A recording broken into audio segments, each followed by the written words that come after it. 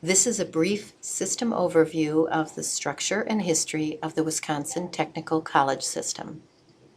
Laws passed in 1907 permitted cities to operate trade schools for persons aged 16 or older as part of the public school system, and allowed them to establish technical schools or colleges under the control of either the school board or a special board.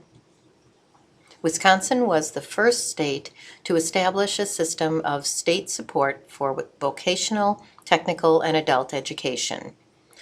Laws of 1911.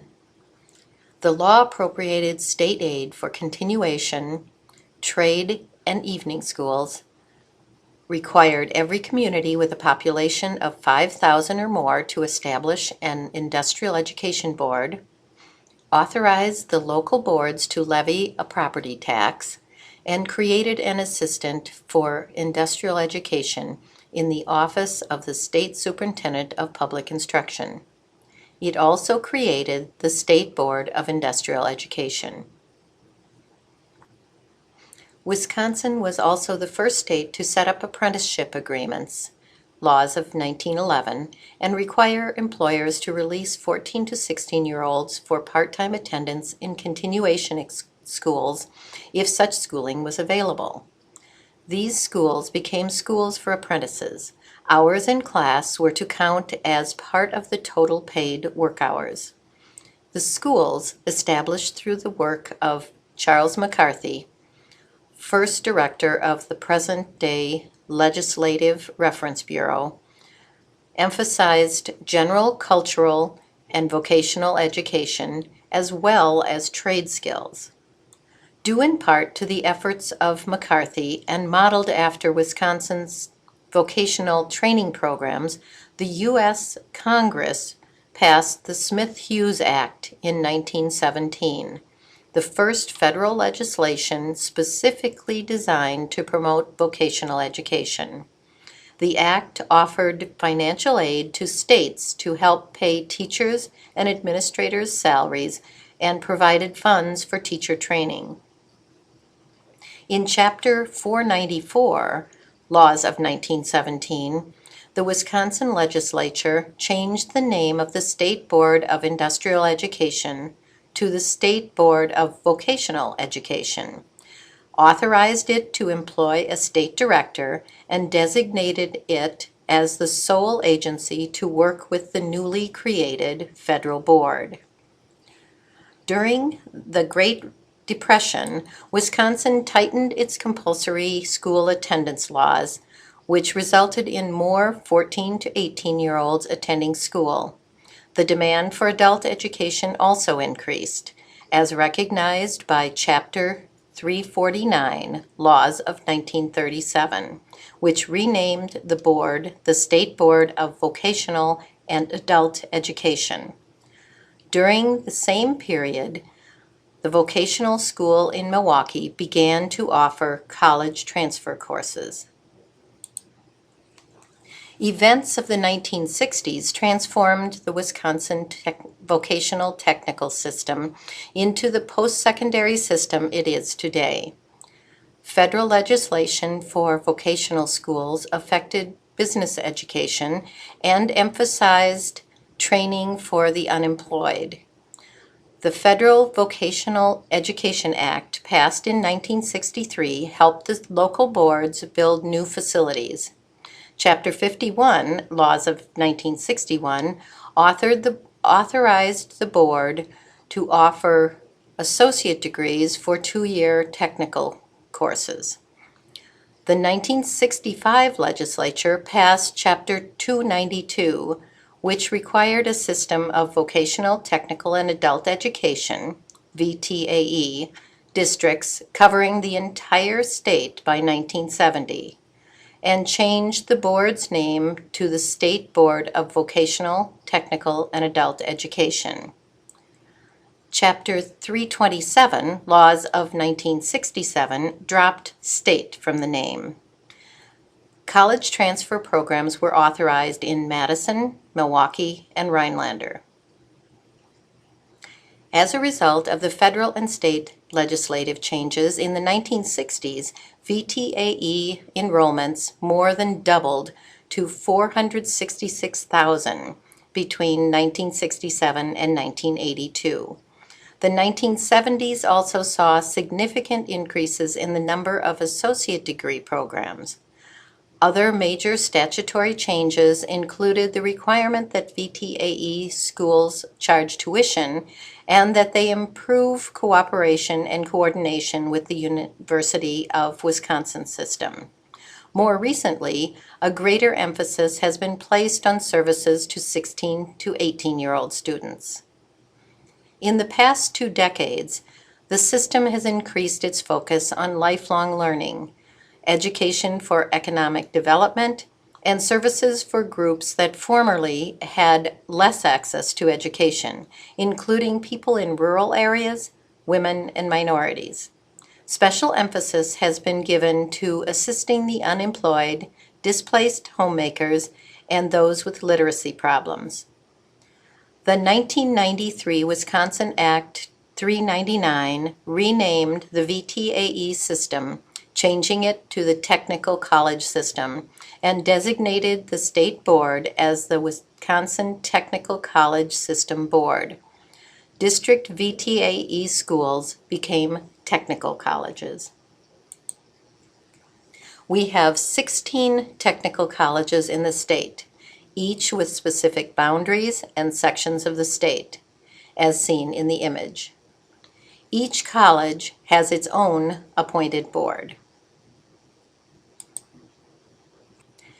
The WTCS operates under a model of shared governance in which responsibility for the operation of the WTCS is shared by the Wisconsin Technical College System Board and 16 district boards. The state board is statutorily responsible for the initiation, development, maintenance, and supervision of programs with specific occupational orientations below the baccalaureate level, including associate degrees, training of apprentices, and adult education below the professional level.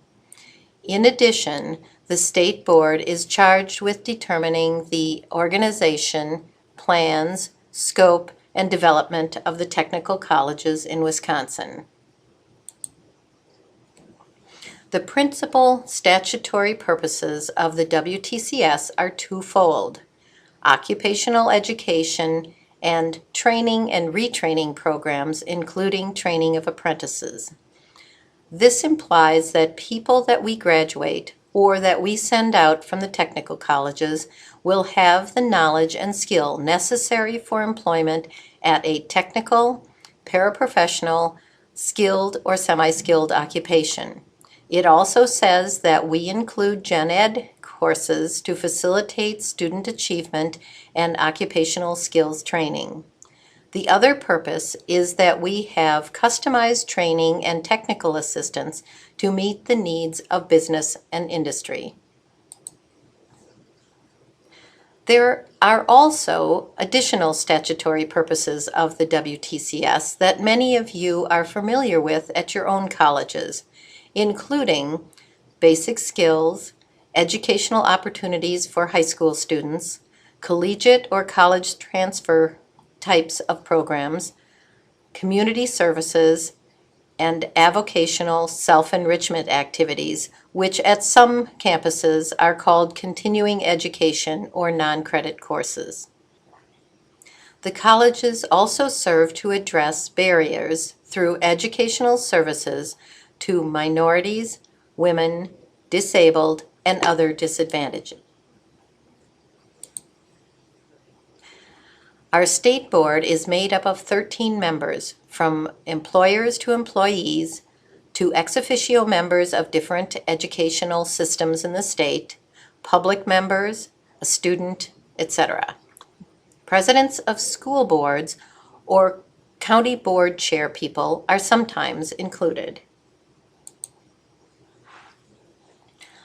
The major duties of the Wisconsin Technical College Board and the Systems Office fall into 5 major areas. Number 1, instructional leadership, which basically includes program development approval, and prepared learner services. Number 2, system policy development, which usually includes tuition policy and budget development. Number 3, state and federal aids administration, which relates to Perkins and adult education and planning fund distribution, as well as GPR grants, such as the Workforce Advancement Training Grants.